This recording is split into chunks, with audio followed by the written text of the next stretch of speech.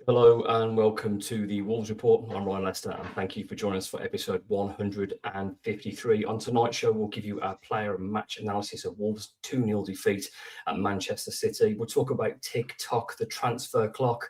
Are we going to sell anyone? Are we going to buy anyone? Who knows? Take some of your questions and look ahead to next Saturday afternoon's game against Bournemouth, who beat Liverpool the weekend. Alongside me this week, I have my two faithfuls, or traitors, depending which way you want to look at it, or maybe one of each. Who knows? Happy New Year, Tyler. Thank you for coming back on. And, of course, our club captain, Nocky. Tyler is currently sat in the top gantry at St James's Park doing the show from there. So, Nocky, talk us through yesterday's game where it finished Manchester City 2, Wolverhampton Wanderers 0. I was a bit disappointed, actually. I'm not sure if that's a good thing or a bad thing based on expectations.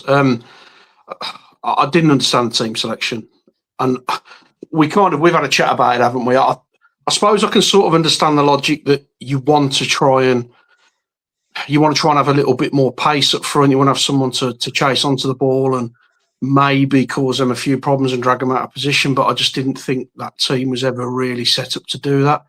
Didn't really get the thought process behind dropping Tolu because we can hold the ball up. But first half, we weren't very competitive. I know we only went in 2 goals down, and there were very early and very late goals. But I didn't really feel like we were ever in that first half. It was very easy for City, very routine. That's a City team on a bad run as well, who've dropped arguably the best striker in world football, and they've dropped Foden as well, who's a quality player, and Doku's on the bench, and they still looked comfortable in the game. We didn't really lay a glove on them. The goal we gave away was pathetic as well as the first one. I don't know what Mosquera's doing. But I thought second half, when we made the changes, we looked better. We had a little bit more intent around us. We tried to get the ball forward. We just looked like we had a little bit more of a threat, and we had a couple of decent opportunities. And if not for a very lucky Donnarumma left hand, we're back in the game, aren't we? So we were improved in the second half. But it kind of had the feel to me that City were just happy with the 2 goals and they were just playing it out, really. We were never likely to get back into it. And if we did get one back, you felt like they had more gears to go through. So disappointing. I think Edwards got it wrong. I don't think there's anything wrong with calling that out, as good as he's been. And the turnaround that we've seen in recent weeks, you still got to call it out when it's there. And I just think that the selection, for me, cost us the game. Yeah, I mean, I don't know if it cost us the game, but I think it stopped us certainly being more competitive, Nocky. Tyler, I mean, I think we are going to be aligned on this one. Do I think we could have won the game there? Well, you can win any game of football. Did we give ourselves the best chance with the tactics and the lineup? I don't think so. Yeah, I agree with everything Nocky said. It's a simple game, isn't it, football? And Rob had found a method, he'd found a lineup, he'd found a way of playing that was working. And for me, there was absolutely no reason to change it. Wolves aren't staying in the Premier League. That's not going to happen. So why make the change? Why go there and try and be clever and try and tweak it? It just made no sense to me whatsoever. And Nocky's right. I'm the same. I criticised him at the start. I praised him last week. And I'll criticise him again today because there was just no need for that change. Mark's covered it, but how you drop Tolu and then he's not even your first change to come on in that position. Yeah. If I was him, I'd be knocking on Rob's door tomorrow morning and saying, "What's happened there, boss?" Because that just seemed a bit strange. Strand Larson again ineffective when he came on, and obviously he scored against Shrewsbury, but I think Nocky would get a couple against them if he played up top. And yeah, it just seems strange. I just didn't see any reason whatsoever to change the formation, to change the personnel, to change anything.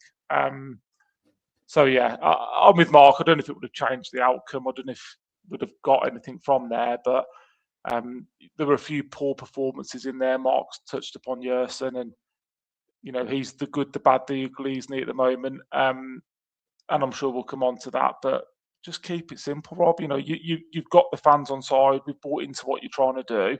Just keep doing it. Would have been my message. Yeah, Nocky, it is frustrating, and I was going to say it there, but we're all thinking the same, and Tyler said it as well. You've stumbled across a method that works. It's for me, no coincidence that Wolves' performances improved, and there was an upturn in everything that coincided with the introduction of Tolo in the team, because Strand Larsen, for a big guy, isn't the best at holding it up. He's not the best in the air. He's actually better in the box trying to finish things off. That's what he's a goal scorer. He's not someone that really links the play as well as Tolo, and he's been bullied a bit this season. Tolo comes into the team. He gets us up the pitch. He's an outball. He's awkward. It doesn't always stick, but there's a problem.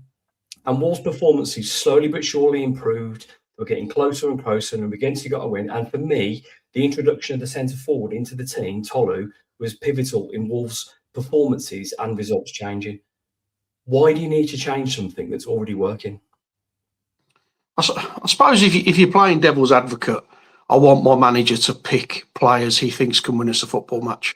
So if he's looked at that and he's thought we need Arias to be a little bit more, give us a bit more legs in that midfield and support those two, and give us a little bit more possession where perhaps we can try and get the ball forward. And then with Hwang, he has got a little bit of pace. He's not wholly effective, but he can run.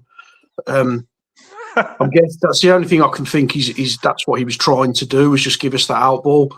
But our best performances this season, as you said, have come when we've had Tolo up front, because it's someone to hold the ball up.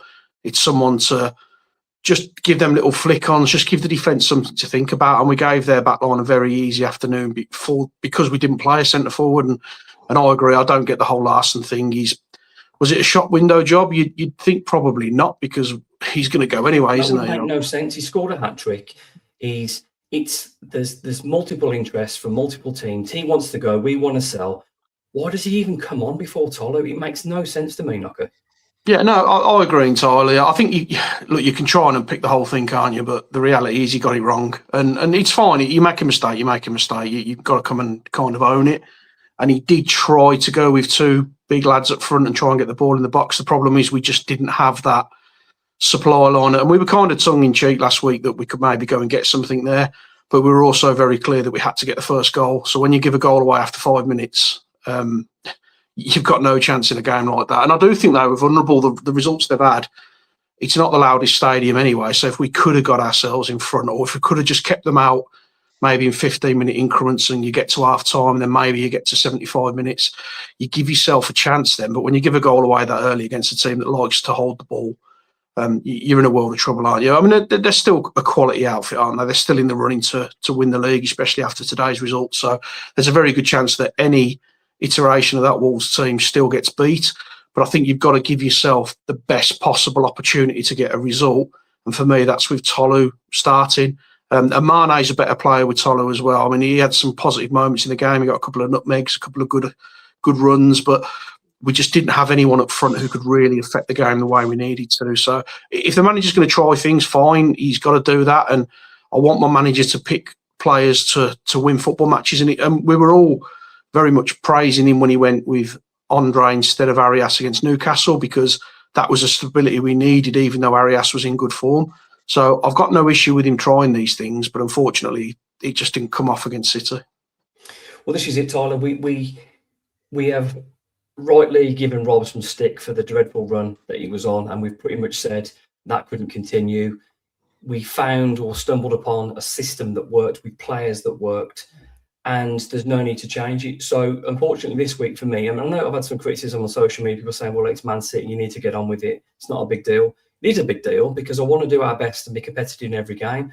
And I think because of the manager overthinking it, I think he's weakened us. I can see the theory behind the pace and the mobility because of what happened away in Europe, what happened to them at Man United. I get that. But we're neither of those teams with the likes of Cunha and Buemo and the players that they've got with those games. We're Wolverhampton Wanderers, and we've just found a system. We've won one game all season. We're not in a position to be shopping it round. So for me, Rob didn't give us the best chance. So this week, yes, it is Man City. We'd have probably lost anyway. But you know what? I'd like to have seen us with the best team that's done so well at Anfield, at Old Trafford, that smashed West Ham, that put up a good fight against Newcastle. I wanted to see that team and those players who deserve to play against the best team in the country go again, and they didn't. Yeah, 100%. I couldn't agree with you anymore. That there was just no need for me to tweak it. We're talking about pace and mobility, but we're putting Hwang in that category, and we all know that guy's limitations. He's he's not even clever enough to play that role. I mean, first half, that one was offside by about 25 yards. He's not bright. He's not bright. You know, without being blunt, he's not bright enough to play that role effectively. You know, Guehi and Kuznov, is it? I mean, they were sort of like 40 yards out from our goal because they knew there was absolutely no threat the other way. So that tactic of having someone that's going behind was irrelevant because Man City weren't bothered about Hwang Hee-chan. And it's no surprise that second half, you bring Tolu on, you get Mane a bit closer to him, and suddenly you start to look a better side. The only sort of positive I would give is that Rob made the change at half time. You know, he took Arias off, he brought Rodrigo on, he took Jackson off, who I'm sure we'll come and talk about later. But he did change it. That's the only positive I can give him. He did change it. But I'm with you, Ryan. You know, you praise them when they do well, and you criticise them when they don't. And for me, as I've said, and I'll say it one more time, absolutely no reason to change anything from the side that's been performing well recently. No, there's no need to change it whatsoever, and I just don't understand. And I like what Rob's done the last month. I was at Old Trafford and it felt like a real nice moment. I really enjoyed the performance against West Ham. There's a bit of grit, a bit of zest, a bit of bite, playing to our strength, using our players in their best positions, working as a team, and it was enjoyable. That didn't happen yesterday, and I almost felt the changing system sapped the confidence out of the players, because that was a team for me in the performance in the first half yesterday of a bunch of players, Nocky, that didn't believe. There was these professional footballers, many of them international footballers, hold your line, bend your run, put them balls in. The opportunity was there and there again. We're not talking about a bunch of kickers. We're talking about, but it didn't look to me like one single one of those players in that first half believed in the change in the system. We've spoke before about needing an identity, haven't we? We had a bit of an identity. We knew what we were going to do. It might not be the prettiest thing in the world, but you're going to try and get the ball up to the big man. You're going to get people in and around him, get people close to him. Hwang can run out to the wide positions, and then that gives you a little bit more space for Mane to play into. It's a little bit of a structure. So when you take your kind of linchpin away from that, and I know Tolu's not scoring loads of goals for us, but he's really effective in what he does, as far as I'm concerned. So to make that change, it was wrong. And I've seen a few people, and I've seen some people on your tweets about the fact that you've called it out. There's nothing wrong with criticising the manager's decision when he gets it wrong. If anyone thinks Rob Edwards is in there now thinking I made the right decision, they're absolutely wrong. He'll be kicking himself for doing that. So there's no issue with calling it out. And I'm not going to slaughter the guy for making that mistake. He picked a team that he thought would give us the best possible chance of a result. Unfortunately, it didn't work. And as Tyler said, he tried to rectify it. But it was just all wrong. It just felt wrong from the start. And I think not having Tolu there almost seemed to drop everyone 5 or 10 yards further back. Jackson was so deep and refusing to get forward. Like Hugo wasn't Hugo wasn't his normal self. The two midfielders were playing more like centre halves. Arias was just in no man's land. It just didn't work. And he has tried to rectify it. But, you go to City and you're 2-0 down at half time, the game's done, isn't it? So there was far too much damage at that point. But he's got it wrong. He'll hold his hands up. He'll understand that, and he'll try and fix it for the next game. But it is disappointing, especially when you've been on the run of form that we've been on, not picking up loads of wins, but picking up points and looking stubborn and looking more difficult to beat. And we're coming to this game, you're a goal down on 6 minutes, you're 2 down at half time, and the game's over, isn't it? You're not giving yourself a chance. So that's probably why I'm disappointed. I think you'd be very silly to think the Wolves are going to go there and win based on the form of us and the form of them and the quality difference between the two teams. But you just want to see them be competitive, and I don't think we were in the first half. And I think that's because of the team selection and the way we set up and the lack of an attacking output. It just killed us, and we never recovered from it. And then to concede such a soft goal as well, you've done far too much damage to yourself to get anything out of the game. Yeah, it's frustrating. And as much, Tyler, as I'm a purist as you are, as we all like to see beautiful football, Tolu was an outball. When you're in trouble, you haven't got to overplay, and you can pump a 40, 50-yard ball, and he's not always going to win it, but he's going to cause chaos. It might bounce off. He stops them winning it, and it gives you a breather to go up the pitch. But eventually, when the ball just keeps coming back wave after wave, we didn't learn our lesson. It took us long enough with Strand Larsen, who couldn't hold it up. It was like having him back in the team again, because I don't know what Hwang's supposed to do there. I mean, I don't rate Hwang anyway, but he's someone that needs to play off a big man.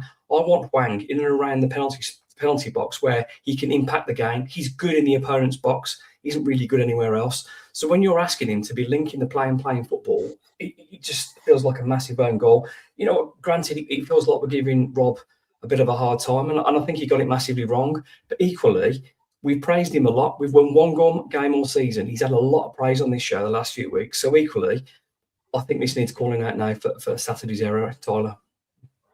Yeah, I'm fully with you. And I think you both just touched upon it, that if you're in that team, you know you're up against it. You get the ball, you look up, you sort of want to go and hit that big man, don't you? It's just an outlet and it's something to go to. And that wasn't there. And you know, like we touched upon at the start, it's quite a simple game, isn't it? Wolves are a poor football team. One win against West Ham doesn't change anything from it. We're still a very, very poor football side at this level. So you play to your strengths, and you've got a big lump up front. The midfielders get hold of it. They look up. Okay, at least I can hit him. And he might flick it on, and Hwang might get him behind, or Mane might get. You've got something. Whereas on the first half of Saturday, for me, there was absolutely nothing. There was no positives, nothing to go from. And yeah, hopefully on Saturday he'll have learned his lesson, and we go back to that team that we've all bought into for the last 3 or 4 weeks. Yeah, I mean, Nocky, if you are going to get it wrong, I probably want to get it wrong away to the team that we're probably most likely to lose. But equally, it's frustrating. This is episode 153 of the Wolves Report with Chris, Tyler, Mark Nock and myself, Ryan, Leicester. It finished 2-0. It was a poor first half performance, but an improved second half performance. Let's have a little look through the team. Tyler, it wasn't a great afternoon for Wolves, mainly because of the first half, but was Jose Sarr really that busy? No, and we are being critical, you know, but it wasn't the best, but it also wasn't the worst either, was it? We've seen a lot worse over the last, I don't know, 9 months, whatever it is. But has he made a save? I'm not sure. He made the one off Semenyo, didn't he, off the ball from Guehi, that probably on another day Semenyo scores. Semenyo's hit the bar. Apart from that, not loads to do, mostly regulation stuff. But like Nocky said at the start, you know, you'd argue they're probably in second gear at best, aren't you? But no, not a fault for the goal. And not a busy afternoon. But we've said that quite a lot, haven't we? And we still get punished. So yeah, no blame on his part, but yeah, what can you say? Not a lot he could have done about the goals either. Nocky, Yerson Mosquera's come in for a lot of stick for not getting to the ball first. But I would say that was probably only Yerson's mistake. Now, you only have to make one mistake in the Premier League. And if you do, and you switch off, you let an attacking midfielder or whoever get in front of you, and that's the game. I would argue that other than sort of not being first the ball there, I thought actually Yerson had a reasonable game with his usual housery. Yeah, but it's such a big moment, isn't it? It's such a big moment in the game. 6 minutes in, and he's in a great position. He's goal side. He knows where Mamouche is. He's got to attack the ball, hasn't he? He's got to go. He's got to go to the ball. He's waiting for the ball to come to him, and he's nipped in. He had some positive moments. He was his usual self, wasn't he? He turned up for a shot on the edge of the area. I don't think he did a great deal wrong, and I don't think that back line was under a great deal of pressure. I think we managed it really well. But that big moment in the game is where he really let himself down. But I think his performances in recent weeks have been quite positive. I said last week, I think he's quite fun to watch. You don't really know what he's going to do. But it's moments like that. It's those areas where he just switches off for a split second. It costs you a goal. So he'll be disappointed. But I think other than that, he wasn't really tested. I don't think he was under too much pressure. I don't remember anyone really skipping past him. And I certainly don't blame him for the second goal, but just such a big moment, such an early moment in the game as well. And it's really put us on the back foot. Yeah, it's a tough one. You go to Man City, you're a goal down straight away. Not many teams recover from that. Pairing these two together, Tyler, Santiago, Bueno and Krejci, much similar to Yerson, but without the mistakes. I don't really think any of them did anything particularly wrong. And I thought, considering the goal threat that Man City offer, they didn't handle them too badly. Yeah, that's our back three, isn't it? At the moment, there's, you know, they've all earned the shirt to be there. I disagree with you both slightly on Yerson.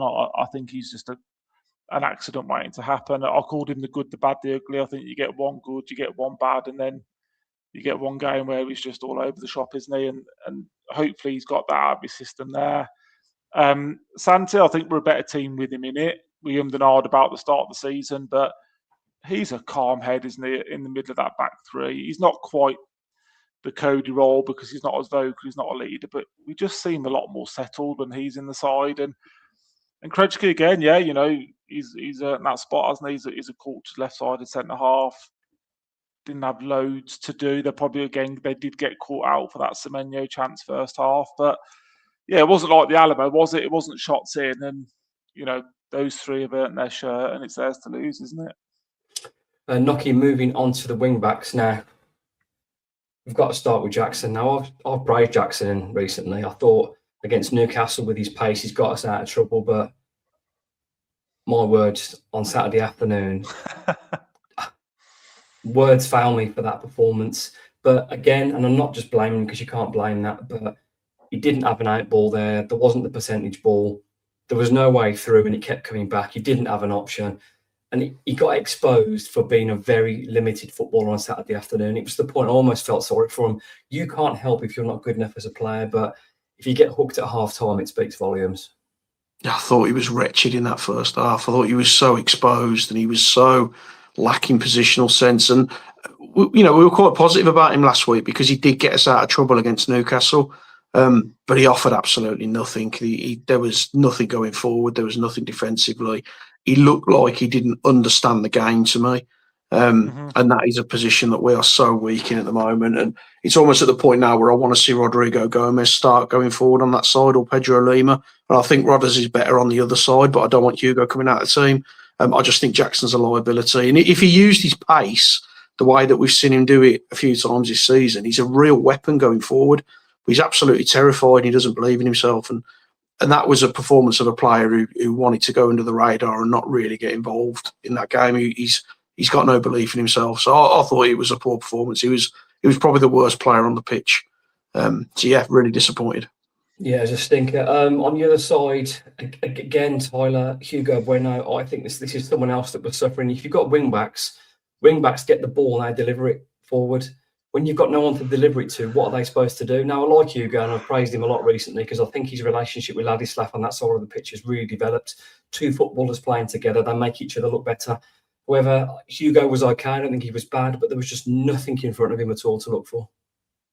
Yeah, you're right. There's no target man. There's no one to cross the ball into. There's no one to play, turn, hold it up, getting behind, which he's done really effectively, like you said, the last few games. But again, he's earned that shirt. He's made it his own. Obviously, you guys have been on it the last few weeks. Hopefully, he's got some praise because I think we are starting to see the best of him now. He's quite sound defensively. He's a good option going forward. The talk about Mollerborth going to potentially Rome or other places is purely because he hasn't been able to dislodge Hugo Bueno from that position. So fair play to Hugo for that. And for me, yeah, he's fully cemented that place in the team. And he looks like a Premier League player now. It's like Hugo. Does, yeah. He'll have suitors. Yeah, he'll have people that are interested in him because the modern day wing back, he ticks those boxes. He can score goals, as we've seen in previous seasons. He can whip a lovely ball in, and I think he's bulked up a bit. He's bigger. He looks better defensively. You know, for me, one of the stronger performers in recent weeks. Yeah, and it's nice though because I think all three of us probably thought at the start of the season we bought Moller in all for a reason. We're not going to see anything really of Hugo, but he's come in and for me, again, we've mentioned this in the last few weeks, Tyler. Since he's Ladislav's moving over there instead of Totti, you've seen a better version of Hugo, which for me is no surprise really, and long may it continue. Onto the midfield holding pair, Nocky, of Andre and João Gomez. Felt like they were overrunning the first half. Gomez in particular, I think, was trying too hard. He was flying into tackles. He wasn't getting the ball. They just weren't effective at all. And City were just bypassing us very easily. Second half, I thought they were much better. I thought they got a grip of that midfield. They were much more competitive and they were more sensible in when they were pressing. It wasn't just the kind of gung-ho effect. So they definitely improved second half. They just didn't give us anything in the way of attacking impetus. It was very much just try and win the ball and get rid of it as quick as you can. But yeah, first half they struggled. Second half, I thought they were both much improved and caused City a little bit of a headache in that area. I mean, I wouldn't Tyler going on to John Arias. Now, I wouldn't say he was as bad as Jackson Chachwa. I just think he was completely overrun. I think this is someone that's looked better since the move more centrally, and he's had an impact in games. Whether, again, this is someone else that's impacted with having nothing in front of him. But this was a game that just didn't suit him, and the technical players were pinging the ball round. And this was a game too much for him for me. He just looked a little bit lost in that centre midfield area. Yeah, I fully agree. Not non-existent, wasn't he, really? But don't necessarily blame him for it. You might as well have me in there for 45 minutes just chasing Man City's passes, because that's all he was doing, really, wasn't he? And again, we've touched upon it. Once he's got the ball, he needs an outlet, he needs somewhere to go, and he didn't necessarily have it. So, yeah, I'm not going to be too critical, because we've seen some good stuff from him in that position recently, and I'm sure we will again moving forward. But yeah, you're right. It just wasn't the right game for that, really. A little bit further ahead, Nocky, was Matthias Mane. Again, I don't think we saw much from him in the first half, but again, when he had someone to play off in the second half, I thought Matthias Mane had a good second half, and I would argue he was one of the better players on the pitch second half. He was taking people on. He was one shining light. He was nutmegging people, as Tyler mentioned earlier on. I think he skinned Matheus Nunes. He was the one positive from the game yesterday, and for me, by a country mile, Wolves man of the match.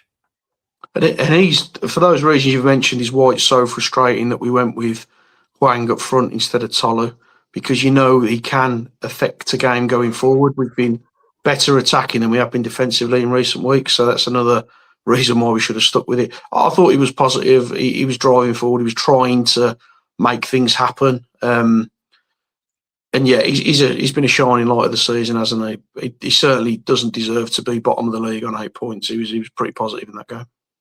And as you've been away for a little while, I thought a safe Hwang for you, Tyler. Just move on. It's pointless, isn't it? It just blows my mind that he still gets the starts, the minutes.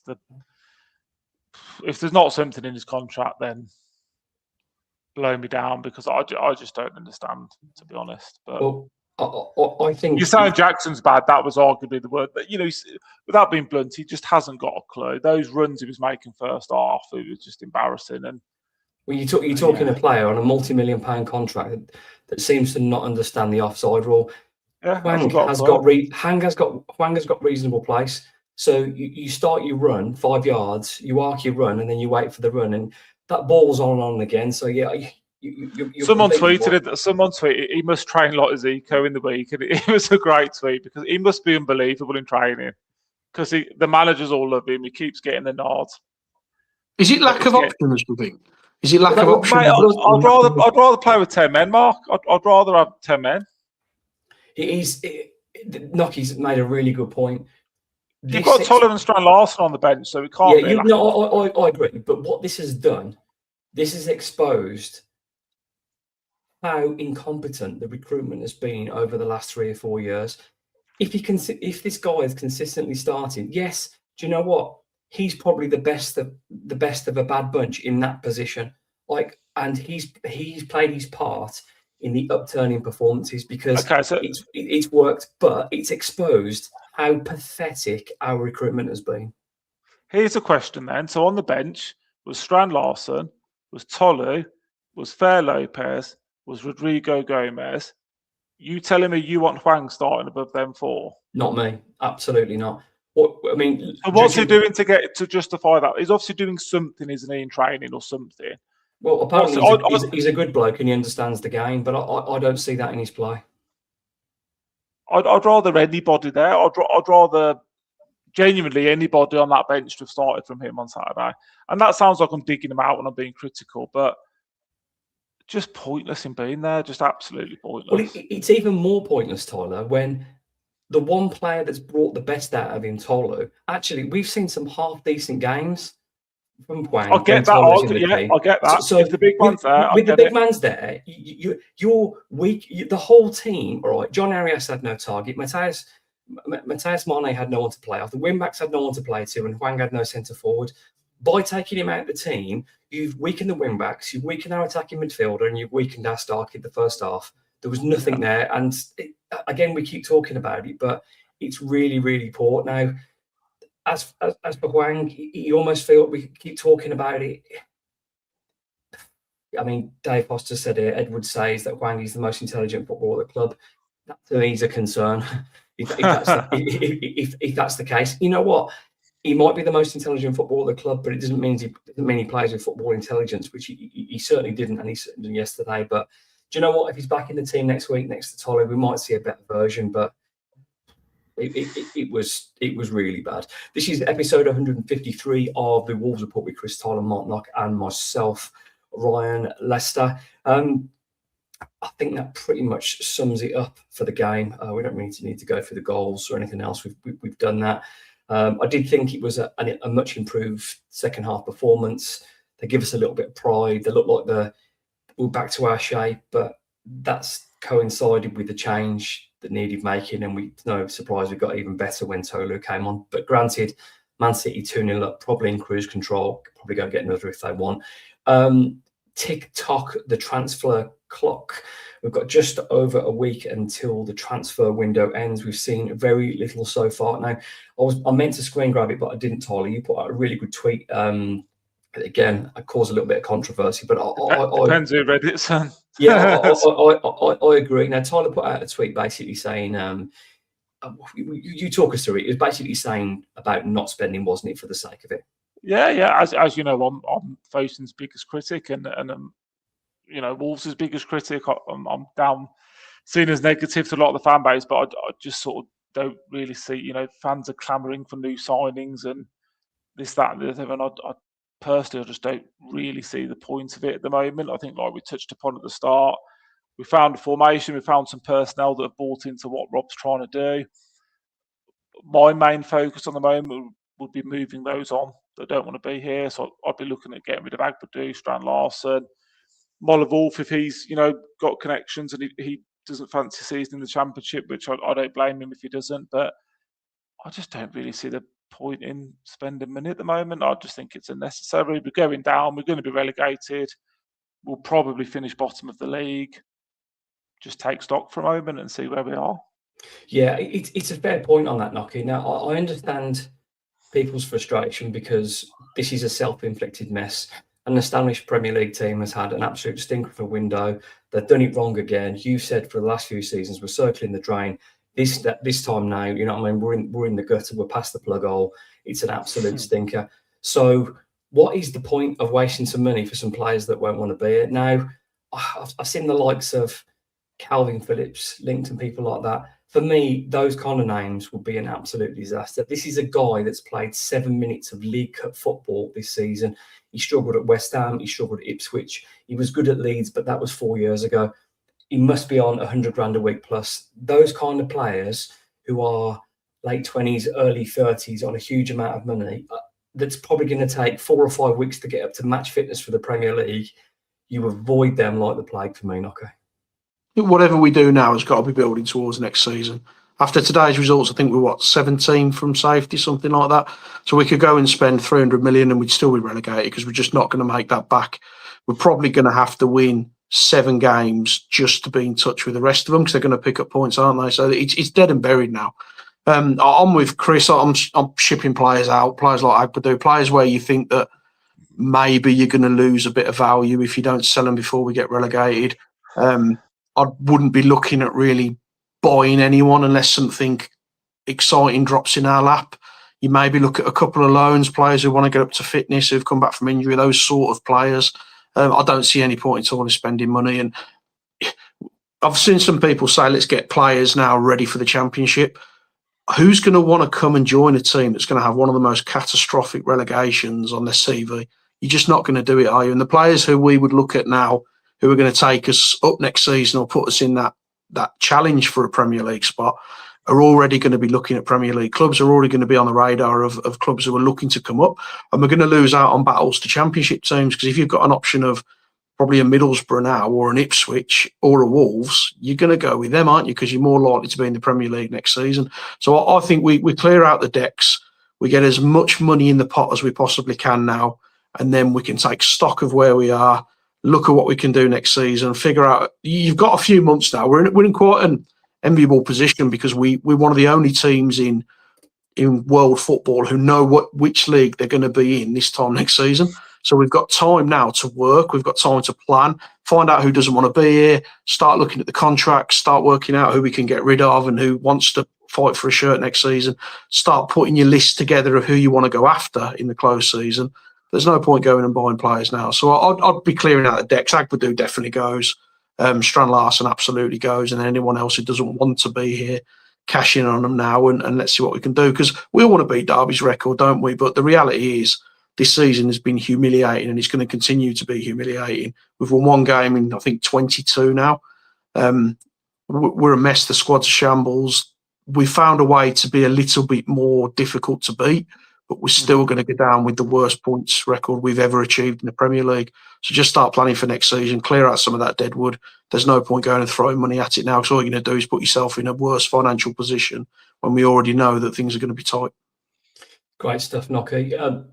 The only problem we have, though, Tyler, if you sell Strand Larsen, if you sell Mollerwolf, if you sell Agbadou, you're on bare bones then, and you almost have to have a couple of players come in there. Now, wingback situation, I would argue that Jackson's not going to go, so you've probably got Rodrigo, who will probably start next week, and Rodrigo can play left wing back, as we know as well, so that's back up there with Pedro Lima. So you've got 4 there. Mollerwolf going is not really going to make a lot of difference. Agbadou, we've seen that if he doesn't want to be here. Doherty's the next man off the rank. He's done okay at right centre back. So, but we are down to bare bones then, aren't we? And then if Strand Larsen goes, we are really thin on the ground. Can we get through to the end of the season on those? And don't the club owe a couple of players, like a couple of youngsters from like Arsenal or somewhere like that could get some minutes with us? Or do you just go with what we've got and just take our medicine? I'll go with what we've got. It doesn't bother me if any of the players leave, ultimately, apart from Mane, but I'm sure we'll talk upon him in the coming weeks. If Agbadou goes, like I say, Doherty's off the rank and Toto come back from illness. Strand Larsen goes, Tolu's your striker with Hwang and Fortis within. You're not going to bring a striker in. We're on 8. How many points we've got? 8. You're not going to bring a striker in, are you? Who are you going to bring in? It's going to be someone from like the National League. To be a sub as well. Exactly. Oh, yeah. Do you want to come to Wolves, mate, and sit on the bench? Oh, yeah, sound. And Nocky touched upon it. If you are going to get players, it's players that aren't playing at the moment that are going to want to try and break into World Cup squads or try and make an impression somewhere. And I just don't see it. The squad's big. There's 24, 25 first-team players in the Wolves squad. It's a crap squad. It's probably the worst squad we've ever had. But the numbers-wise, it's still 24, 25 first-team pros. So I'd argue 5 of them can go without really impacting the numbers. We've seen what could happen if you give Mane minutes, and I'm not saying there's people in the kids' teams that are as good as him. Of course, there's not, but I just don't see it. I'd happily let them go. The only one you mentioned is what you've said. If the striker goes, you're probably short, but give Tolu the rest of the season, rotate him with Hwang, go from there. I think everyone else, we've got Bellegarde to come back into midfield. I think we can just get by. If we were chasing relegation, if there was a chance, I'd be fully with you. But there's no chance. It's irrelevant. You'd be we'd all be screaming now. Why haven't you bought anybody? Why aren't you helping us? But as it is, Wolves aren't 100 to 1 shot anymore. They're a 500 to 1 shot. I wouldn't even have no point. That. There's a little bit of pride being restored. There's a little bit of backing. You can see the players, but we just aren't good enough. You know what I mean? And that's nobody's fault. Some of the players just aren't good enough. They're all not good enough. But you're not sad if any of them leave, are you? Are you too sad if anyone leaves bar Mane? No, but you touched on it, Ryan, didn't you? That, what do we do if we lose Mollerwolf, Strand Larsen and Agbadou? I'd argue that none of them have had a positive impact this season. And you look at Agbadou, we kind of latch on to his performances last season. He's been worse more than he's been good for us. He's had more poor performances and he's had positives in the season. He's cost us so many goals. So get rid of him. I'd rather have Doherty than him. And you're talking Mollerwolf. You've got Rodrigo Gomez who can play there. You've got Hugo Bueno who can play there. You've got Totti who can play there. Strand Larsen's been no impact whatsoever this season. He's been absolutely useless. So I'd rather see Tolu, Hwang, You can even play Rodrigo a little bit more advanced and play Hwang further forward. You've got options to do it. I don't want these players in the squad because I think they've let us down consistently and badly. If you're going to lose even 5 million off the value with relegation, to get rid of them now and let's go with what we've got, limp over the finish line. I mean, does it make a great deal of difference if we finish on 20 points or 15? I don't think it makes a blind bit of difference. We're not going to get anywhere near the teams above us. So just start working on it now. Go into the players who wants to be here, who doesn't want to be here. Start looking at where you can really cash in. Start touting the names out and get a little bit of a bidding war going on. Make it work in your favour now because we don't need to bring anybody in. It's not going to make a blind bit of difference. And anyone you do bring in, even if it is an Arsenal or a City player who needs to get back up to strength, they don't care about us, do they? They're not here thinking I'm going to work really hard for Wolves and get myself a move here next season. No one wants to be here because we're in absolute shambles. So make those moves now. Start solidifying the squad as it's going to look next season, and then don't make the same mistakes. Don't continuously repeat the same mistakes. Let's get to the summer, offload as quick as we can and sign as quick as we can. Let's not get ourselves into a position where we go into pre-season training and we've still got Strand Larsen, we've still got Gomez, we've still got Andre because we want bigger bids to come in for us. That's what's going to cost us. It's not going to cost us now offloading. It's next season that's the big worry. Yeah, great stuff, guys. I agree. And thinking about what you said then as you were talking, you take Strand Larsen like 90 grand a week, and let's say we get 35 million for him. Mollerwolf, let's say you get 8-10 million, he's 30 or 40 grand. Who was the other one that we said we'll potentially Agbadou. I think Agbadou's going to be a lot, 40-50 grand as well, and you get say 12 million for him. That's a lot of wages saved, and that's a lot of transfer money coming in, and that's a large chunk out of that 90 million we still owe. That's a large chunk of that, and that puts us in, for me, that's a real head start for next season. That gives us a real opportunity. That's a massive platform. You add that money then to Gomez, Andre, and a few years that go, Wolves should have a proper fund, a proper pot for next season to compete. So yeah, I've thought about what you said, and you're right. So what difference does it make? I want to beat Derby's record. I know we're crap, but I don't want to be known as the worst team. So we can get past that, all right, and then have a bit of pride and have a crack at the cup, get past Grimsby and see where we go. We're probably not going to win the cup. But you know what? Let's give us something, because unfortunately now with the results the weekend, there was that little bit of hope, tiny bit. I think that hope's dead now, isn't it, with the results the weekend? So yeah, I agree. Pedro Lima, Rodrigo, those guys in there, in and about the squad, probably both be here next season, I would imagine. I'm not seeing many Premier League teams bursting to get them, probably very good Championship players, but let's see. This is episode 153 of the Wolves Report. Mark Knott, Chris Tyler, and myself, Ryan Lester. We are 43 minutes in. We missed off the questions last week because Nocky was talking so much. I did not want to stop him talking. So let's move on. Let's move on to some questions. Let's move that out of the way. Let's move that up there. I don't know if you'd seen, if we've give you clues in the show who the traitor is, but I'm sure we'll reveal it more later on. Let's move on to some questions if I can find them. On about the game here, this is an interesting one from Ignat. What was the formation? After 30 minutes, we had one touch in the opposition third. They had something like 16 hours. Now, I think we roughly covered this, Ignat. Basically, I think the plan was to try and get him behind, wasn't it? He'd seen the away performance in the week. We'd seen the Man United game, and we tried to do that. Unfortunately, we're not as good as those, and it appeared no one could make a run without being offside, and no one could make a pass. So yeah, stinker from Edwards, but we live and learn. But I wanted to cover that. Interesting from what we just said from Greg, guys. Greg Hitman says, surely we need to sign players. A trolley dash or no signings, lad. I know we're in a perilous position, but Wolves are still in a pull, and we need to freshen things up. I don't think Wolves are a pull at the moment. It's weird. I think we'll be more of a pull when we get relegated, and yeah, we're one of the bigger teams in that league again. We're not a pull now, like Mark said. No one wants to come here unless they're absolutely desperate or unless they're Rob's mate. I think you get relegated, you set your stall out, you have a clear message, and I think that's when you're a bit of a pull. Yeah, I love Greg, but as we've touched upon, we keep what we've got, get rid of who doesn't want to be here, and then take stock and go again. Equally, though, just to add a bit of balance to that, I completely understand what Greg is saying. We all pay to watch our games. We want to see our team do the best. I want to see my team competing and fighting until the very end. And you almost But feel like they have been the last 5 or 6 weeks. Yeah, they have, and I get Greg's stance on trying to freshen things up. I get that, but equally, you two just sold me a business model of why we shouldn't, and I agree with you. Sorry, Greg, I agree with the guys. We do. We need a massive freshen up, and I'm with you that I'm only bothered if one player's here next season out of these 24, 25. Genuinely, I don't care who goes, and it does need to freshen up. I just don't see the point of trying to do it now is where I'm getting to. If any player leaves apart from Matheus Mane, I am not bothered in the slightest. And I think Mark probably agrees. The freshen up is needed, but January is not the time to do it, is it?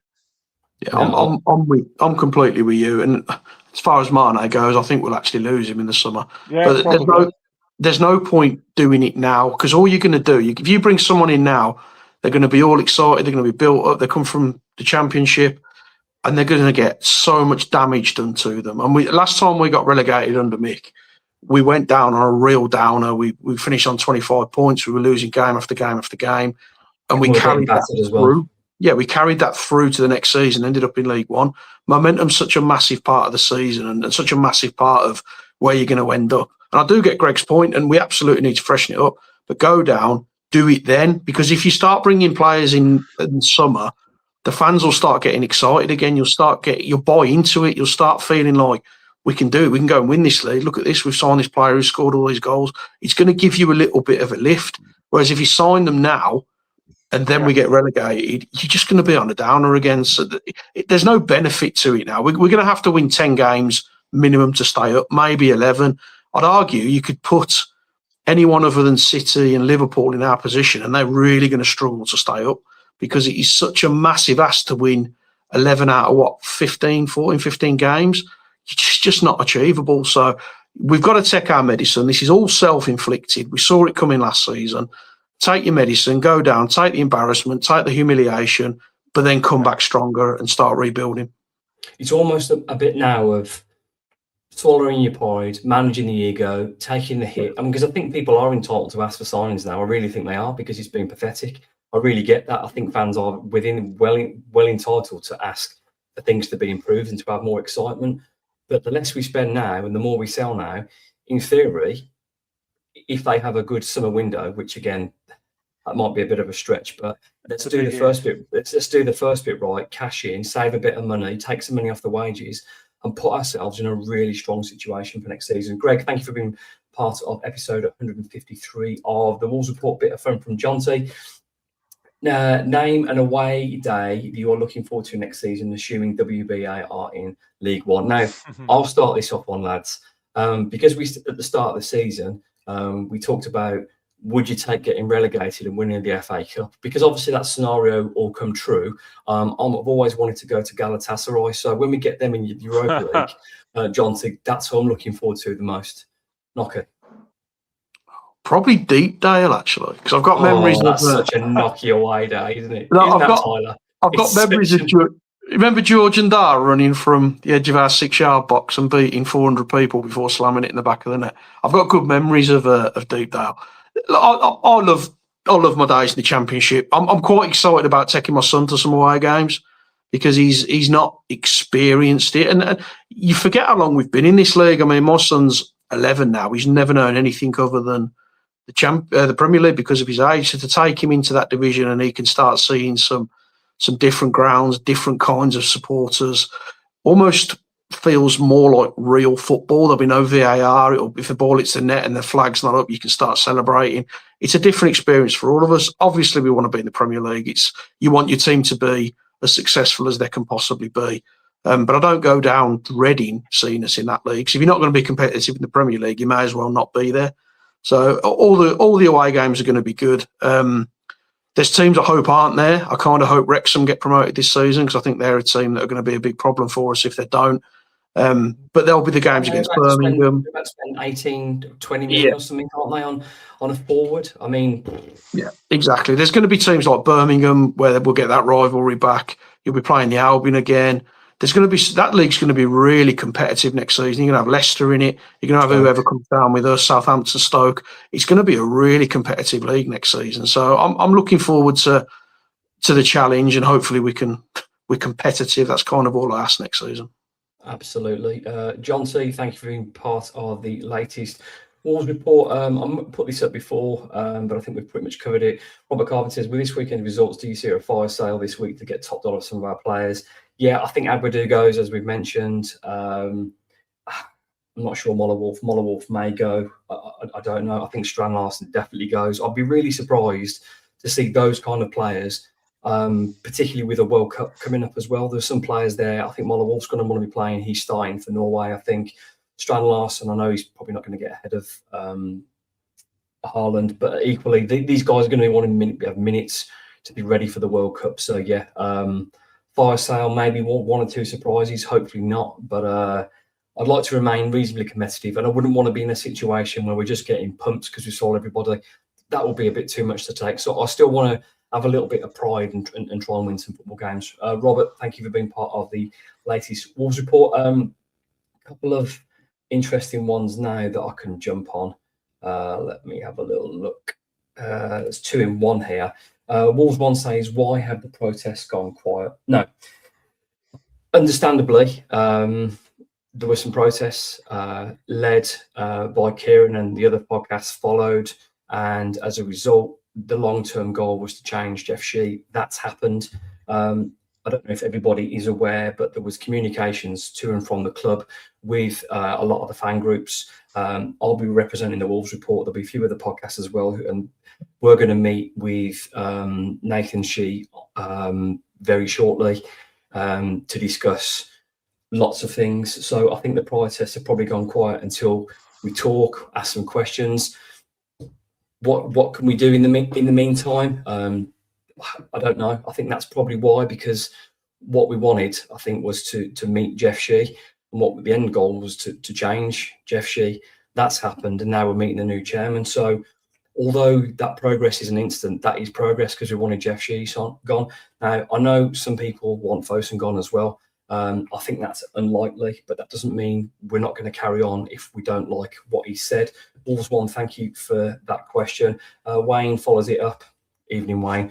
What's happened to all the anger against the ownership? Protest stopped, Shee replaced by a younger Shee, just as incompetent, and all it takes to appease our fan base. I'm not sticking up for Nathan, Wayne, but how do we know? He's just incompetent. He's been here a couple of weeks. How do you know?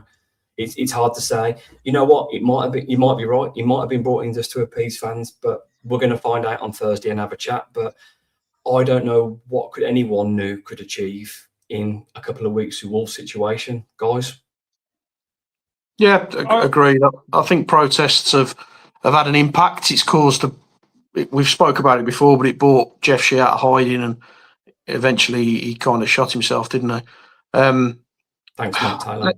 Let's have this conversation first, see how you get on with that, and see what the answers are, and then we need to start understanding the future plans of the club, season ticket prices for next season, things like that, and then see which direction the club's going in. Because at the moment, if Fosun aren't going to go, so what are your protests going to achieve at this moment in time? If Wolves have opened up a line of communication, feels like the right thing to do to have that conversation before you start then getting the bed sheets out. So let's see what happens with that. Tyler, anything to add? I agree with those guys, and I think you're being a bit soft. I think whilst Fosun are there, I don't see anything changing. You could put anyone in that position. It's not going to appease me. Mark makes a fair point. Let's see what they do. But it seems very strange that there was all the clamour to get Jeff Shee out. Jeff's gone. They brought in another non-footballing man that's got no pedigree in the game, and everyone seems to have accepted it. So, well, I don't. As long as Fosun are there, then nothing's going to get any better. Yeah, there's what we have to acknowledge, and I'm sure we'll talk about it as well, is that the fact that Fosun have watched on with a failing chairman, and we've seen the club, as Nokia said, it's been circling the drain, getting closer and closer each season, and they've let it happen to a point where we're at the point of no return. Jeff Shee should have been removed from position and changed if Fosun was serious. which begs the question, why have they changed him? What's happened now? What's changed? But we're going to ask these questions and find out. As I know we're a bit split on here. Some people want Fosun gone, and nothing's going to change until that happens. Some people want to see what changes happen now Jeff's gone.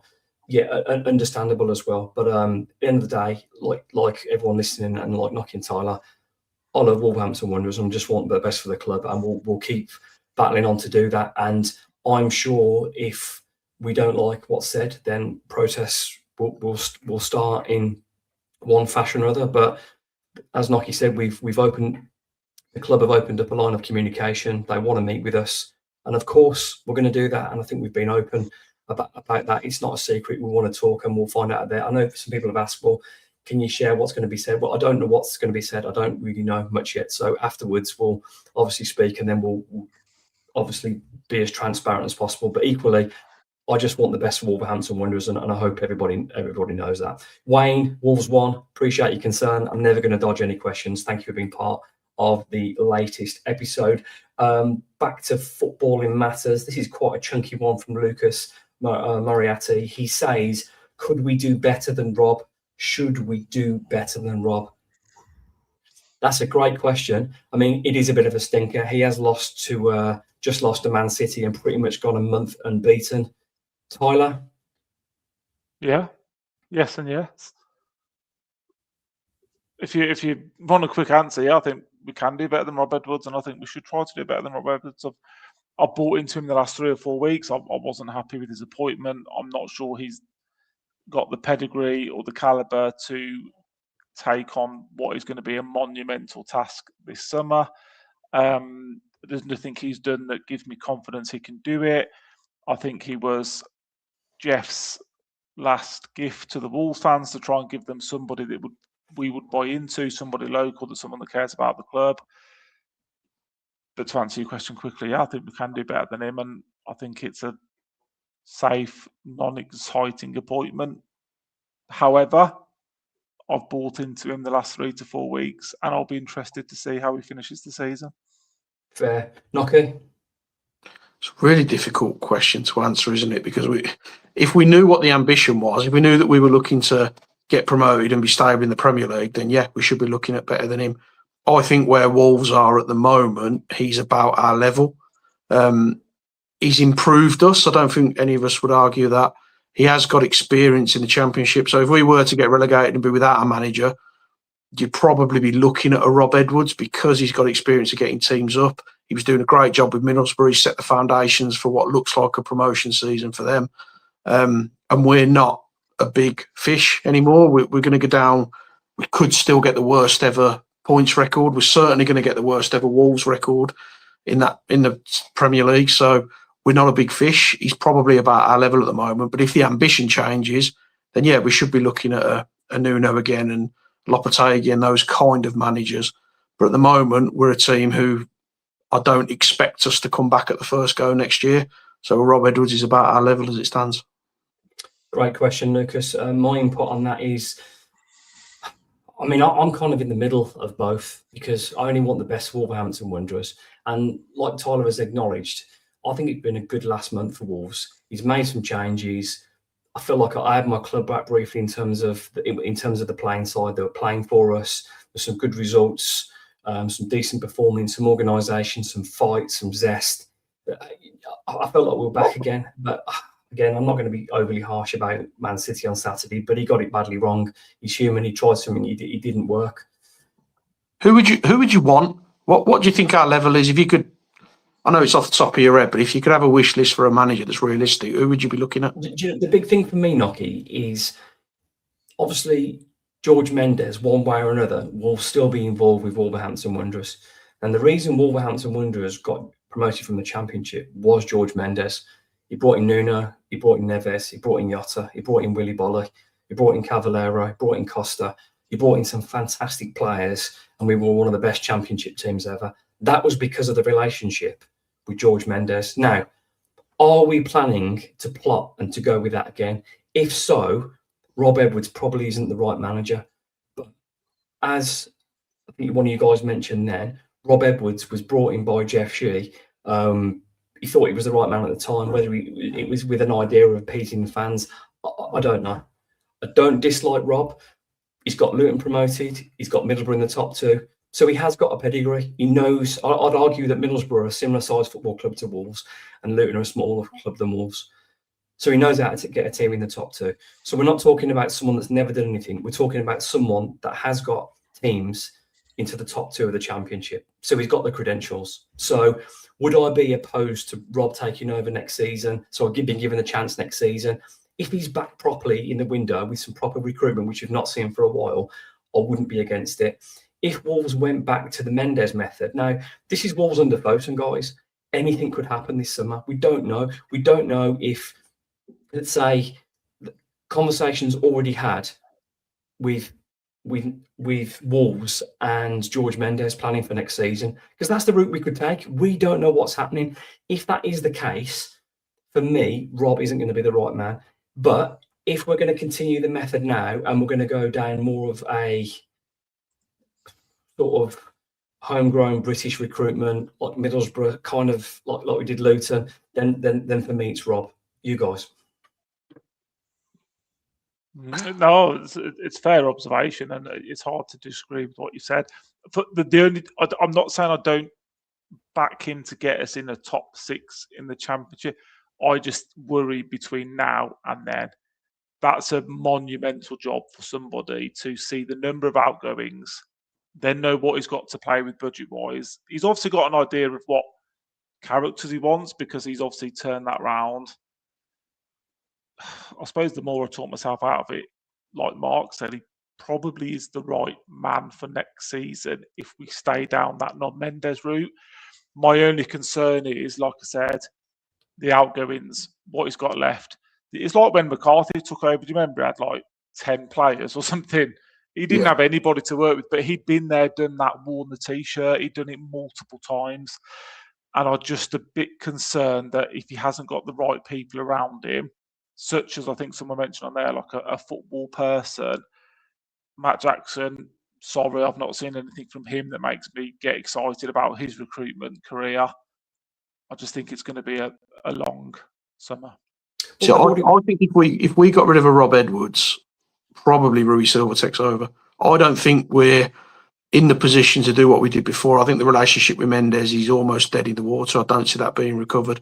So Edwards, for me, is probably the best fit for what I expect us to do. And I know we're going to get relegated, and I know we'd have parachute money. Wolves are not going to throw money at it next season, despite what the clubs say. They're not going to throw money at it. Wolves are going to be building a squad that will be balanced and hopefully competitive in that league. But they won't be trying to get promoted as champions. I guarantee you that. We'll be looking at, can we finish in the top 6? Can we maybe squeeze into the top 2? The days of Neves, Jota, Costa, those sort of players, they're long gone. That's not going to happen again. So we're going to be working. We're going to be working in the cracks again, aren't we? In the crevices, just trying to find the bargains. Edwards is a man who's probably going to be able to do that for us. And I agree, if we were going down the Mendes route and we were looking at throwing money at it like we did before, he's probably not suited to that. We're not going to do that. This is going to be a battle next season to get the players in, and we're going to be competing with your Wrexhams, we're going to be competing with your Blackburns, we're going to be competing with teams like that. We're not going to go down as a massive fish, unfortunately. So it's going to be a real challenge. I think Edwards, at this moment in time, unless the club change tact, I think he's the best man to try and get us up at the first attempt. You mentioned the name then in terms of Rui Pedro Silva, obviously Nuno's assistant from 2017 to 2021, somebody that knows the club, somebody that's already got Wolves promoted previously. So you've already got a top-level backroom person that's done it already. So we are kind of set up, Tyler. I mean, in terms of what we're saying with Rob Edwards, he's got Nuno's old assistant in, a big part of things. So from that way, looking at that, it's not exactly a bad backroom staff. For me, I'm more concerned about the recruitment. I mean, we're still sticking on sort of Lucas's question, but I'm more concerned about getting the right players in than Rob and Rui and them. That for me doesn't seem too bad, because there's a pedigree and there's history. There's a proven track record of getting teams in the top 2. What Wolves don't have a proven track record of recently signing any good footballers. That's the worry, isn't it? The recruitment's been an absolute disaster for since the J-Lo January transfer window. You could argue it's been a disaster, really. And like I just touched upon, Matt Jackson doesn't, for me, have the CV to assure me that he's the right man for that job. Is Rob relying on his own contacts? Is Ruby Silver? Obviously, he'll have some as well. It's just a bit of a risk, isn't it? But Mark's probably right, and I've probably gone a little bit full circle. With where the club is at the moment, it's a fair point. I probably can't do much better, and that just shows, if anything else, how far we've fallen. Yeah, it's true. And just anyone, before we sort of go into the Bournemouth game on Saturday, what I would say is, though, given a little bit of time, Rob has picked a team that now fights and is organised and isn't getting pumped, and they've got a bit about them. They bought into him. Bought into him. Take that into next season with your own players in, and you know what? I think Wolves will have a proper chance. But let's see, Lucas, your question has created some great debate, and it's really appreciated. Thank you for being part of the latest Wolves report. Getting to the end of episode 153 now. Saturday afternoon, Wolves face the Cherries at Molineux, 3:00 kickoff. Wolverhampton Wanderers v Bournemouth. There has to be a few changes, gents. And I'm going to say, and I think we probably nod our heads and we move on. It'll be that easy. I think it's time to give Rodrigo a go at right wing back. I think if he's fit enough, he starts there. It will expose us defensively, but what Rodrigo does tend to pop up in the box, or more so, will equally give us more of a goal threat. I think that's a no-brainer. Tolu absolutely has to start. It's just a matter of who drops out. I'd say, who drops out then, guys? Tolu comes in. Who drops out? Andre Gomez for me. I've hammered Wang, but home game, I want to take it to them like we did against West Ham. I think you have the 1-6, and then you have the two hybrid eights. Yeah. For me, yeah. For Newcastle and Man City, it makes total sense to play them both. But our best performance was at home to West Ham, wasn't it? And I know they were poor that day, but yeah, for me at home, try and get a positive result. Have one of Andre Gomez sit in, play the 2-8s. Mane's one of them. Arias maybe the other, and then Tolu and Hwang for me. I know it's not going to happen this weekend, but he's back on the bench. And I know it's probably too late to do anything, Nocky. But I really want to see Bellegarde in one of those positions. I want to see him and Mane in front of Joe Gomez or Andre. I think that improves Wolves. I think his best games come from centre midfield. And if he's allowed an opportunity to break the lines like he did away at Villa, I think he helps. Probably be on the bench, but any other changes for you, Nocky? I agree with what Chris has said. I think Arias probably stays in for me. I'm a bit worried about this one. The way they play, I think, is probably all wrong for us. They've got a lot of pace. Yeah, you said this last season, and it was horrible. Yeah, especially wide. They'll hurt us wide, and they've got some genuine threat up front as well. So, yeah, I'm a little bit worried about this one. I think this is going to be a little bit of a bad afternoon for us. But we've got to play what we would deem to be our strongest 11. I can't do any of this messing around now. Let's go back to what we did well. Let's not overthink it. Let's go well. What's nearly got us a point at Anfield, nearly got us a point at Arsenal. Let's go back to what we've done well previously. Yeah, exactly that. Let's pick the strongest 11, try and take the game to them. But we're going to have to be switched on at the back because they will break with real intent and real pace. And if we're not alert, we'll get picked off. Absolutely. We are at the end of episode 153 of the Wolves Report with Chris Tyler, Mark Lock, and myself, Ryan Lester.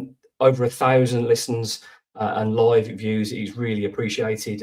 We've lost 2-0. We've drawn 0-0 last week, and people are still coming back for more.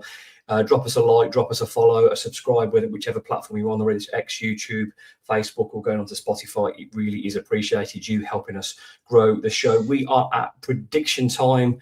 Tyler, you're back on. So after the drum roll, please give us your first scorer and prediction, please.